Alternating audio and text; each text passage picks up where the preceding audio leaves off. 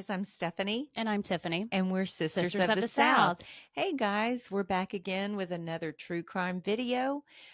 Today is actually going to be a little trip over to the good old state of Alabama, and Tiffany's going to be narrating today, and she has been working on this story, and I don't hardly know anything about it. So she's going to tell me the story, and I'm going to be reacting in real time because I know very, very little. So I'm excited to see what the ending is and just to hear the story and kind of get some input from you guys as well, because we want to hear what you think. Yes, put your opinions and what you think down below. We would love to hear it. Absolutely. Also, we want to give a shout out to SoFly. SoFly! So fly! SoFly! They're a small business here in Houston, family owned, that does embroidery, custom at that. They do caps, t shirts, they'll do hoodies, they'll do beanies, they'll do any kind of thing like that that's needed with different colors and things to whatever you see fit and what's special to you. And they have wonderful customer service. So we're going to put their information down below. We have a bunch of shirts and caps that they've made for us, and we wear them proudly. So we like to make sure that we get their name out there as well. And Mother's Day is coming up. So if you need something special, be sure and reach out to them. Okay, so today we're going back to the year of 1991 in Scottsboro, Alabama, a town in Jackson County.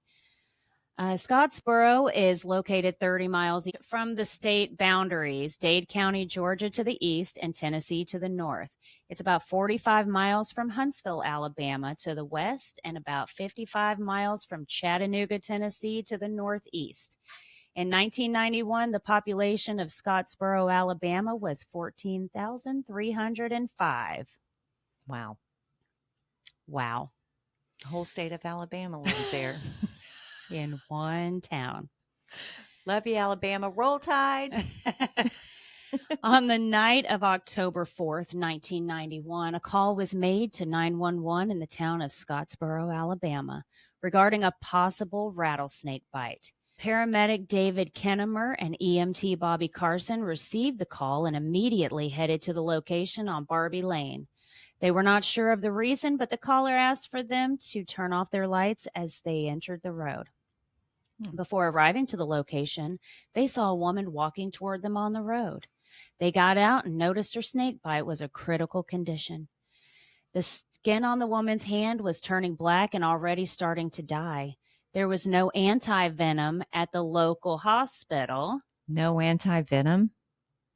In the woods, and lots of rattlesnakes. Wow. That's like going to KFC and them not having chicken, which has happened to me. That's scary. So the paramedics loaded the woman back into the ambulance and started the 89-mile drive to a larger hospital in Birmingham, Alabama. On the ride to Birmingham, the woman told a gruesome story of how her husband was trying to kill her. Wow. Yes. Are you ready? I'm ready. Okay. I'm all in. Glenn Summerford grew up in Tennessee River Valley. He never saw his father, and in 1952, his mother remarried. His stepfather had just come home from the war where he was in special forces. Glenn claims he was a quiet child and liked to keep to himself, which made all the other kids pick on him. He had to fight a lot, but didn't really know how to fight. So his stepfather took him down to the creek and taught him how to fight to protect himself. As Glenn grew older, he got himself into a lot of fights, stating, "I still had fighting in my blood from when I was a kid." Glenn was arrested on 2 assault and battery charges. People would say, if Glenn wanted you dead, you'd be dead. During the separation with his first wife, Glenn Summerford met and married Darlene in 1974 on the birthday of his first wife. Red flag. Red flag. Okay. He married his second wife on his first wife's birthday. While he was still married to his While first he was wife. still married to. There's 2 red flags. That is a punch in the gut if there ever was one. 2 red flags, guys. In one sentence, two Yes. red flags. Okay. Wow. Good old Glenn. Good old Glenn. He's a winner over He's there. getting around. I mean, he's not only did he learn how to fight, but he learned how to get around with the ladies. That's right. Wow. Darlene states, when I married him, I was 19, almost 20. Then he didn't even marry me with his real name because he was done still married. I noted that he was, but he made me believe that he wasn't. And she knew. And she had a feeling, but he made her believe that he wasn't. Come on, Darlene. Wow. From the first day I got married to him, I didn't want to be married no more. I was scared to death of him. Okay. Red flags. My goodness. Red flags. That first day, she's like, hell nah. I don't want nothing to do with old Glenn. But you know what? We got married and I'm going to stick it out. I'd have been going down to the courthouse for an annulment, y'all. Well, I mean, no, because if you knowed he was married, maybe you shouldn't have gotten married. This is true. You can say no. You can say no. I mean, unless he. No. Yeah. So the only thing I could find on Darlene was that she had a son from a previous relationship and she lost custody of him due to misconduct. And then her and Glenn had a son together named Marty. After receiving a message from God, Glenn fasted and prayed and read the Bible for 30 days and he was redeemed. Glenn and Darlene were baptized and started going to church every night once they started. Glenn wanted to be a man of God and change. He claims he was done with drinking and all the fighting. Glenn and Darlene's son Marty states he didn't just change one thing, he changed his whole life. It was like someone else just stepped into his body and it wasn't even him no more. Glenn was the pastor of the Church of Jesus Christ with signs following, and their theology comes from the literal reading of Mark 16:17 through 18, which states, and these signs will follow those who believe in my name, and they will cast out demons. They will speak in new tongues. They will take up serpents, and if they drink anything deadly, it will by no means hurt them. They will lay hands on the sick, and they will recover. Witnesses say there were many people healed and many demons exorcised in this church. Glenn and Darlene were both snake handlers. They had boxes of rattlesnakes that they brought into the church to handle. They also had a shed in their yard with boxes containing rattlesnakes for their church. Okay, so they joined this church with the awareness that they would handle snakes. And yes, they handled snakes. They drank strychnine. Drinking because strychnine. They fully believe that if you're right with God, then he would deliver you. These things will not harm you. Lord have mercy. Okay. Yeah.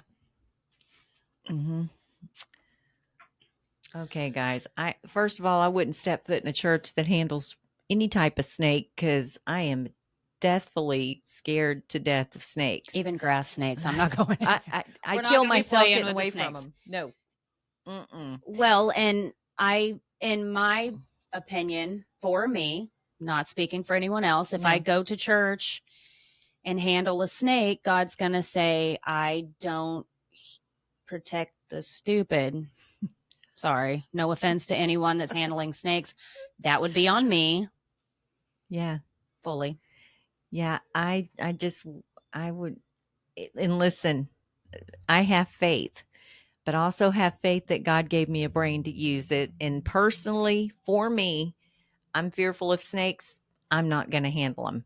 Just absolutely not going to happen. Not. So I just don't understand the concept because God gives you so many tests throughout life to prove your faith or to show your faith. And I just think handling snakes is not one of them. Or drinking poison. Yeah. I mean, you could almost consider that trying to commit suicide. And that's one of the sins that the Bible speaks against. Christianity faith speaks against for sure. So yeah. What in the world? Wow. What in the world's going on over there in Alabama? Okay. So now we come to the night of October 4th, 1991, the night of the snake bite. Well, actually, the weekend. It is a total he said, she said. So we're going to start with Glenn's side of the story.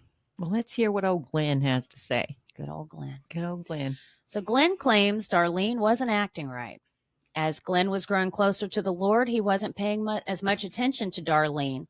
He states, the desire to do the things we used to do was fading away, and she thought I didn't love her anymore.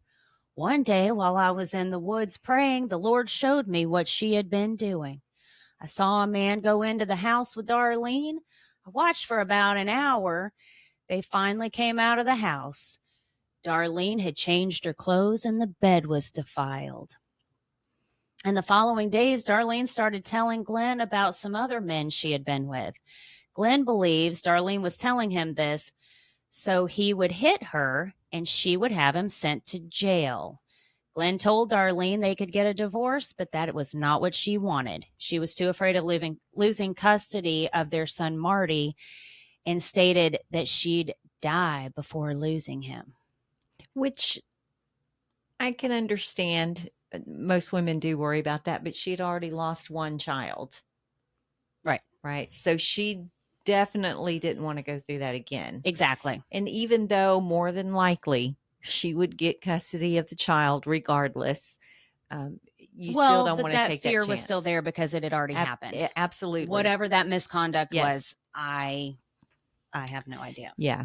I can see that. Her being gun shy, so to speak, from not wanting to take that chance. Right. So Friday, October 3rd, the night before the 911 call, Darlene asked Glenn to come out to their building so they could handle serpents. Darlene told Glenn she had repented for all she had done and wanted to prove it to him by handling the snakes. They had planned to go to church that night, but Darlene told him she had gotten snake bit. Glenn prayed over Darlene, but claims he never saw any blood or swelling, only saw the bite from their pet raccoon that had bit her the week before. Okay, so a pet raccoon has now entered the story. They have a lot of animals. They have snakes and a that raccoon. Bite. Okay. All right. Yes. And they get bit by everything. Everything. Well, no, not if you're right with God. Maybe well, you can get bit, but don't you not die? No, I don't. I think they believe that you won't even get bit. Oh, you won't get bit. Okay. If you're right with God. Oh, I see. I don't know if that includes raccoons. It just says serpents and poisons. Well, okay. Yeah, that doesn't include raccoons. So, I mean, if they're taking it literally, they just like the coon. Oh, my goodness. So Saturday, October 4th, the day of the 911 call, Glenn and Darlene went to run a few errands. They stopped by a gas station.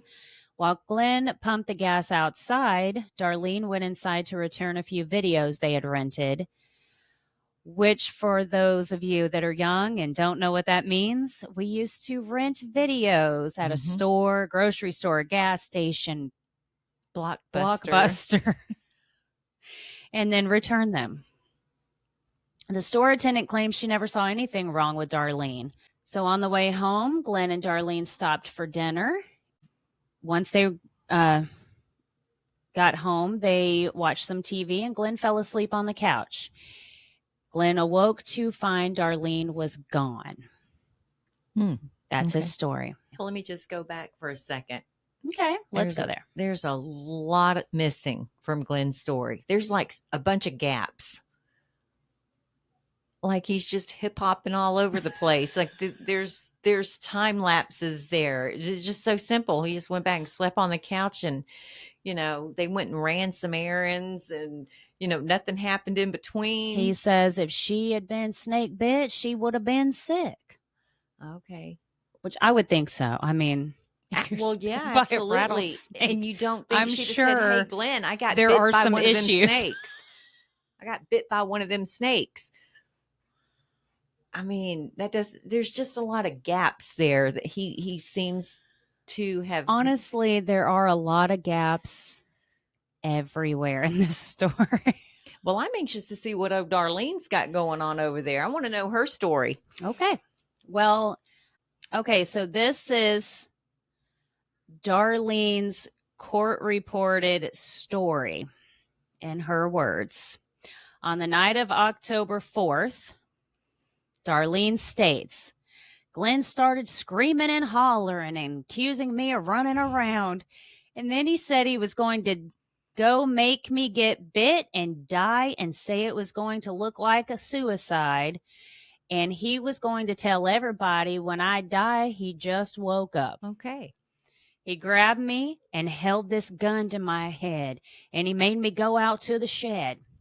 He said if I didn't reach over there and pick up that snake, he was going to stick my face in it. I'd have been like, you SOB. Here you go. Red flag, guys. I'd have been duking it out with that MFer, okay? I'd have been like, you ain't sticking my head in no You bucket would of have snake. to shoot me. I'd have been beating the hell out of him. No. He had me by the hair of the head and the gun right there and picked it up and it bit me on the thumb. Thank God, just the thumb. Darlene claims she had to wait until Glenn finally fell asleep on the couch so she could crawl to the phone and call 911. Then she crawled outside and down the road to meet the ambulance. Ralph Daw, a patrolman for Scottsboro Police Department at the time of the incident, said that when officers got to the Summerford house, all of the snakes in the building on the property had been taken into evidence. Oh my gosh. Those poor officers. Yes. And they put up a fight. The snake in question was a 5-foot-long diamondback rattlesnake. No. When checking out the house, the officers couldn't tell if a struggle had happened because the house was in such a disarray. Mm-hmm. Chairs were turned over, things were thrown everywhere. Which sounds like a fight ensued. Yes, but it was all over the house. So they couldn't tell if it was a struggle or if that's just how they lived. Okay. A purse hanging on the wall started to move, and all the officers were terrified it might be a snake inside the purse. But it was the Summerford's pet coon. Oh my gosh. They're already freaked out. I mean, I wish I could see their faces. Oh my gosh. Yes. I'd have been freaked out too. I think I'd have had to, go to the local donut shop. I think I would have gone home donuts. when they said we got to take snakes into I got sick. I'd have had to go pick up some donuts or run. I'll go out and get everyone coffee. I'll meet you down the road. Yep. In court, there was a letter read that Darlene had left her son Marty the night of the snake bite. It said, Marty, I love you. Do what Daddy says. Daddy was asleep. I tried to fix everything, but it didn't work out. Don't blame Daddy because he loves me and is trying to help me, but I wouldn't listen. Daddy's asleep and he don't know what I'm doing. Marty, always remember I love you for the good, but not the bad, but I love you. Try to get right. Your mama. I went out and got snake bit. Daddy's asleep and don't know. You and Daddy live right, okay? I love you. Okay, so that letter kind of contradicts that her husband made her stick her face in there. It sounds like I'm going to get snake a suicide letter. A suicide attempt. But this is what throws me off just a tad bit. And maybe we'll get to this later, but I thought for a minute that I got, okay, she's trying to hide the fact that she's calling the EMT or 911 to come get her. That's why they had to turn their lights off on the way. Yes, she didn't want him to see. And that would be fearful because, number one, that may mean that she doesn't have faith in God or whatever he's accusing her of. She's obviously a forbidden woman, and she didn't want him to know she was asking for help.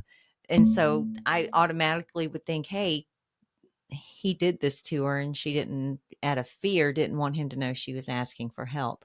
But now with this letter coming into play, That throws me way off. And it was the letter she admitted to writing this letter to Marty. This is not just a letter that Glenn threw out there and said, "Hey, I found this letter." Yeah. She admitted to writing it. And does she say why she worded it She like that? doesn't say. She's saying that he She says, caught, he accused her of cheating and wanted her dead. He's claiming that she was trying to commit suicide. okay. But you would think her having them turn off the lights, then that means that maybe she was trying to get away from him. Mm-hmm. But I don't know. Honestly, listening to both of their interviews, she sounds as crazy as he does. I did see a small portion years ago of her video, and it left a lasting impression, to say the least. There are some things that I did leave out because it was not appropriate to bring in to this video. I will say that. Mm. Yeah. I mean, I think they had a lot of marital issues. I think he was more concentrating on his relationship with God. She was, maybe it's true. Maybe she felt lonely, I mean, Yeah, that of makes sense. course. But they were both snake handlers. So I honestly don't believe she was scared to put her hand in that box if she had done it for years prior. This is not the first hand in the box situation. Well, obviously, I don't know a lot about snakes other than my fear of them, but there's probably a certain way you have to handle them. If they've been in a barrel full of snakes and they're all together, they're probably very aggressive. And, if that's what he was trying to do, I'm sure he shook the box and made them angry. And, he knows how to get them angry because he's friends with the snakes. Mm-hmm. So I. Well, let's really consider. He really thinks that his wife is cheating on him, Yes. and that can drive a man literally out of his mind. It can drive a woman out of her mind, but in this sense, it's Glenn. So, and it'll make you want to do some crazy stuff. And obviously, she wasn't shy about telling him about her previous escapades with other men. And maybe he just got angry, and that was his way of bullying her, and keeping her in line. Well, true. In February 1992, Glenn Summerford was sentenced to 99 years in prison for attempted murder. And due to Alabama's third strike rule, it added up to 99 years. Oh, wow. Because of his 2 felony charges prior. Glenn received an additional 30 years for second-degree escape after unsuccessfully fleeing from a work detail in 2002, which, if you're in for 99 years, You're going to risk it. Yeah, Because what are you going to do? absolutely. Tack And more what's time? another 30 years? Yeah. So his most recent parole application was rejected, and his minimum release date is February 4th, 2121. 2121. Yes. Wow. Yeah, he's not going to be here. No. Wow. Glenn said in an interview, quote, "I wasn't guilty and I didn't beat her up. God knows I didn't hold no gun on her to stick her hand in no snake box. I was convicted on account of who I used to be when I was younger. I've been the devil and everybody knows it too." But come on.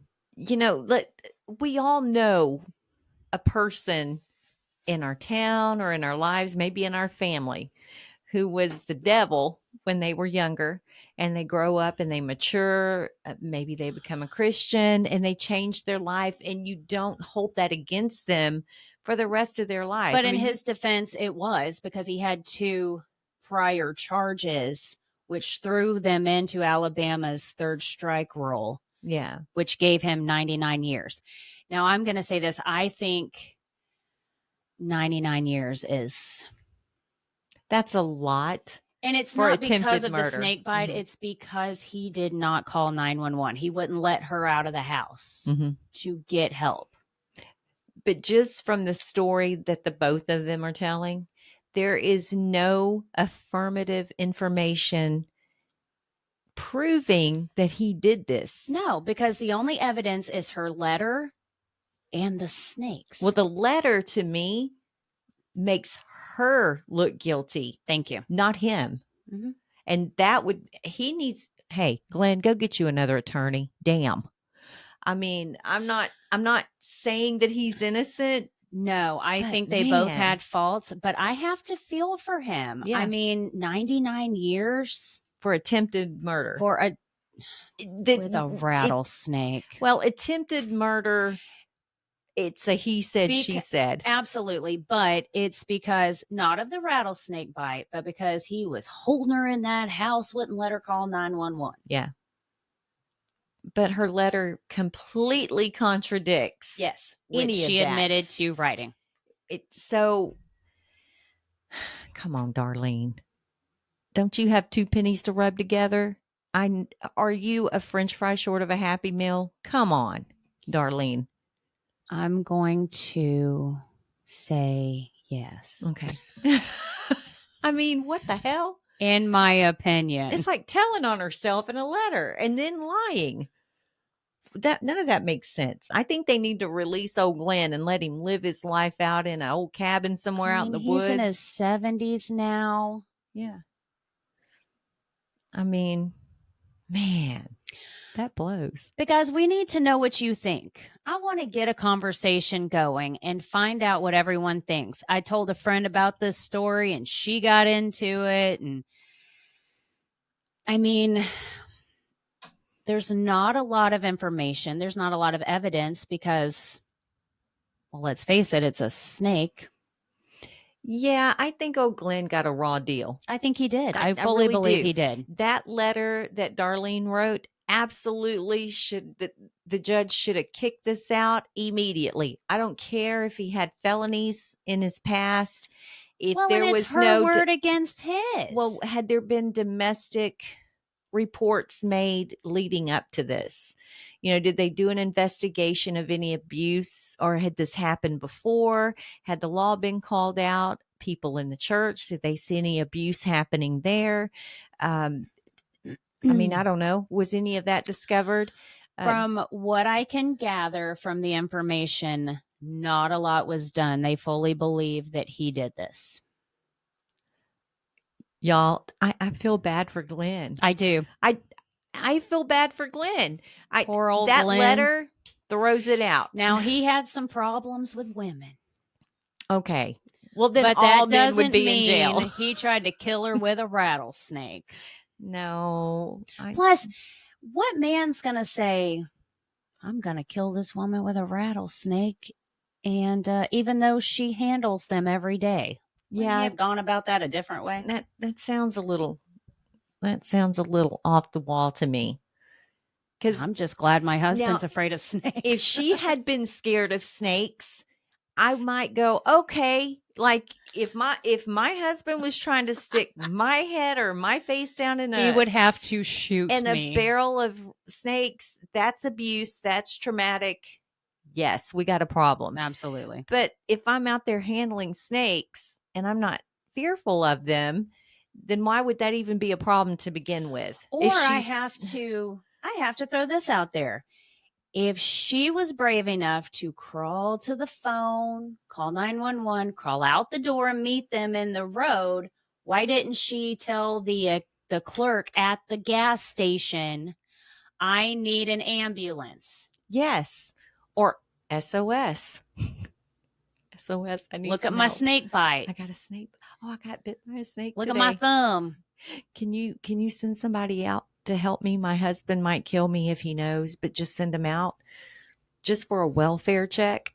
We're headed back to the house. Anything. Yeah.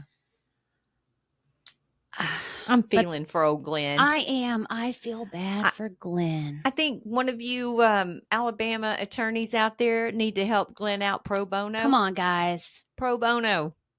Come on. I think you got a raw deal. Now, there's a lot of people out there that I think that has prior felonies and then they commit some other crime.